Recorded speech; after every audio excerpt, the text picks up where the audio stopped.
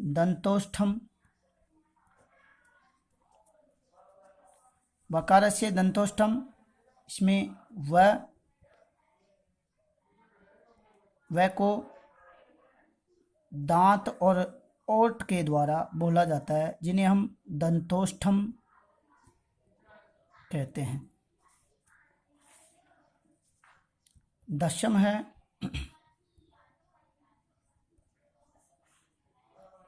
जीव्यः मूल्यस्य, जीव्या मूल्यस्य, जीव्यः मूलम, जीव्या मूल्यस्य जीव्या मूलम,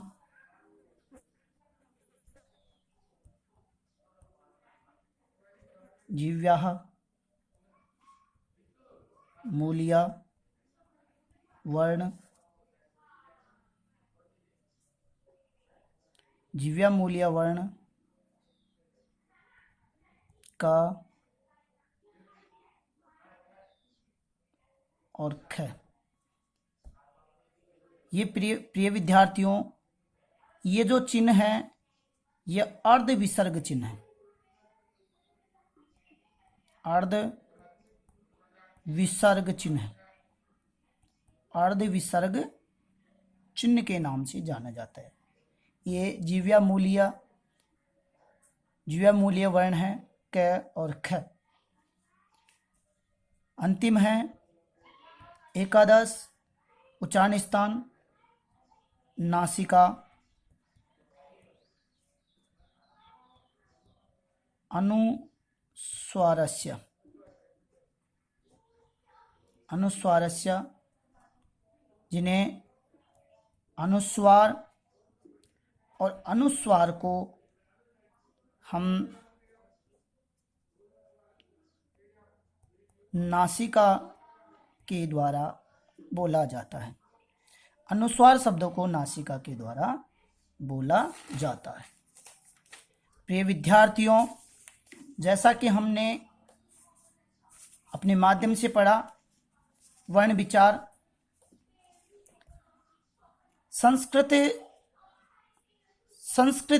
सम उपसर्ग क्री धातु और कित प्रत्यय के योग से शब्द संस्कृत शब्द बना है। संस्कृत में सम उपसर्ग क्री धातु और कित प्रत्यय में तय का शेष रहता है और ये संस्कृत शब्द का निर्माण हुआ। उपसर्ग संस्कृत में 22 होते हैं, जिन्हें हम द्वाविंशति कहते हैं।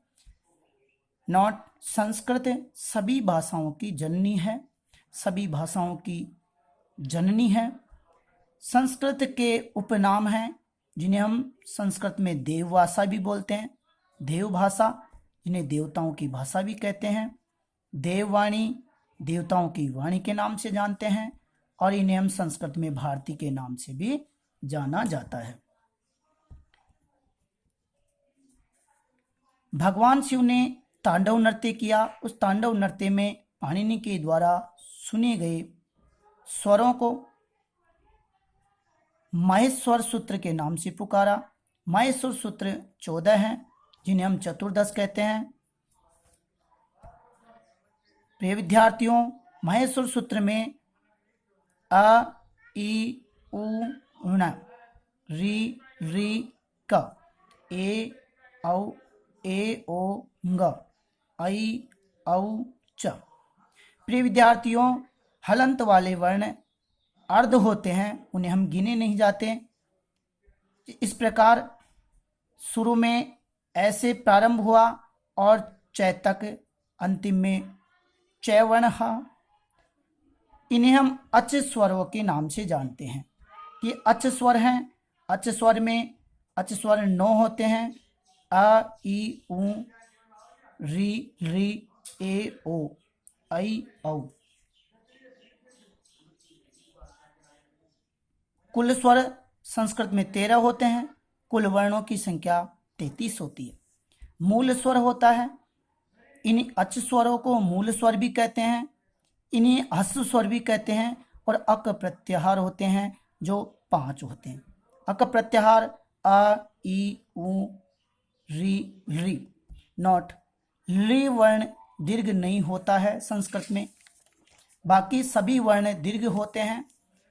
हमारा पंचम उच्चारण स्थान है ह य व र ट। षष्टम है ल ण। सप्तम है ण म ण ण न म अम्नानम। अष्टम है झ भ ण। नवम है घ ढ ध स। दसम है ज ब ग ड ध स। एकादश है ख फ छ ठ त च ट त व। द्वादश है क प य। त्रयोदश है स स स र। और चतुर्दश है ह और ल। प्यारे विद्यार्थियों, पहला उच्चारण स्थान था है, अंतिम उच्चारण स्थान था ल। इससे हमारा व्यंजन वर्ण का निर्माण हुआ हल। इन्हें हम हल के नाम से जानते हैं। और हल व्यंजन वर्ण पंचम माहेश्वर सूत्र से चतुर्दश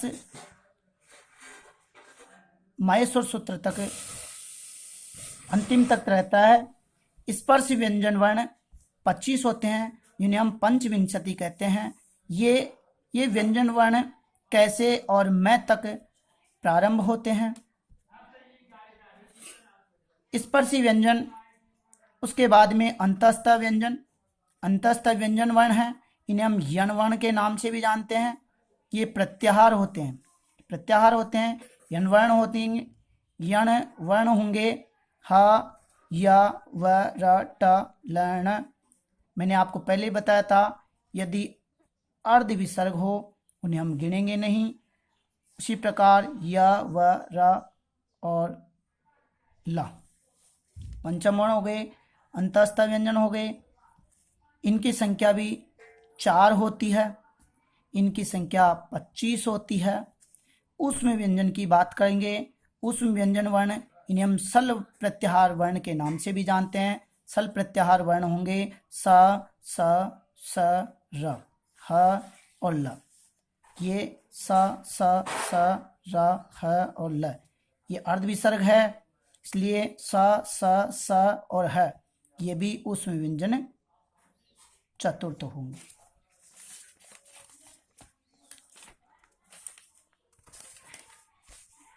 मैं उच्चारण स्थान की बात करूंगा। प्रथम है अकुह विसर्जनीयानां कंठः। अकुह विसर्जनीयानां कंठः। अकुह विसर्जनीयानां कंठः। ए का दीर्घ आ, क वर्ग क ख ग घ ण। है विसर्ग ये कंठ से पुकारे जाएंगे। ई इचु यशा नाम तालु। इचु यशा नाम तालु। दूसरा उच्चारण स्थान है इचु यशा नाम तालु। ई का दीर्घ ई, च वर्ग च छ ज झ ण। और य और स, इन्हें हम तालु से पुकारेंगे। ऋतु रसानाम मूर्धः। तृतीय उच्चारण स्थान है ऋतु रसानाम मूर्धा। री बड़ी री, ट वर्ग ट ठ ड ढ ण, रा और स मूर्धा। इन्हें मूर्धा के नाम से जानेंगे। ऋतु लशानाम दंतः। ऋतु लशानाम दंतः। ऋतु लशानाम दंतः। री त वर्ग त थ द ध न ल और स, ये सब दंत से पुकारेंगे। उपु पद्मानिया नाम ओष्ठो। उपु पद्मानिया नाम ओष्ठो। उपु पद्मानिया नाम ओष्ठो। उ बड़ा ऊ, प वर्ग प फ ब भ म ओष्ठ। इन्हें हम होठ के द्वारा बोलेंगे। षष्ठम उच्चारण स्थान है ए दई तो कंठ तालु, ए दई तो कंठ तालु। ए और आई ये कंठ तालु से पुकारेंगे। सप्तम उच्चारण स्थान है ओ दऊ तो कंठोष्टम, ओ दऊ तो कंठोष्टम, ओ औ कंठोष्टम। इन्हें हम कंठ और होठ के द्वारा पुकारेंगे। अगला उच्चारण स्थान है वकारस्य दंतोष्ठम, वकारस्य दंतोष्ठम व दंतोष्ठम दांत और होठ के द्वारा बोलेंगे। दशम उच्चारण स्थान है जिव्यामूलीय, जिव्यामूलीयस्य, जिव्यामूलीयस्य जिव्यामूलम, जिव्यामूलम जिव्यामूलीय वर्णः क और ख होते हैं। ये जो चिन्ह बना होता है ये अर्ध विसर्ग होता है, अर्ध विसर्ग का चिन्ह होता है, इसलिए जिव्यामूलीय वर्ण क और ख के नाम से जानते हैं। अंतिम उच्चारण स्थान है नासिका अनुस्वार, नासिका अनुस्वारस्य, नासिका अनुस्वारस्य अनुस्वारः। इन्हें हम किसी शब्द के अंतिम में मैं वर्ण होता है वो नासिका के द्वारा बोला जाता है। इसी प्रकार राम और रामम, ये रामम हो गया।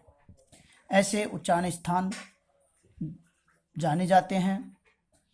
मैं आशा करूँगा कि आप इस वीडियो में काफ़ी समझ गए होंगे। कोई भी समस्या हो, कोई भी आपको जानकारी के लिए आप मेरे मोबाइल नंबर 95 71 08 34 63 शंभुदयाल शर्मा, इस नंबर पर आप दूरभाष कर सकते हो, टेलीफोन कर सकते हो। कोई भी समस्या के लिए आप इस नंबर पर फ़ोन कर सकते हो। बहुत बहुत धन्यवाद। जय श्री कृष्णा, जय श्री कृष्णा।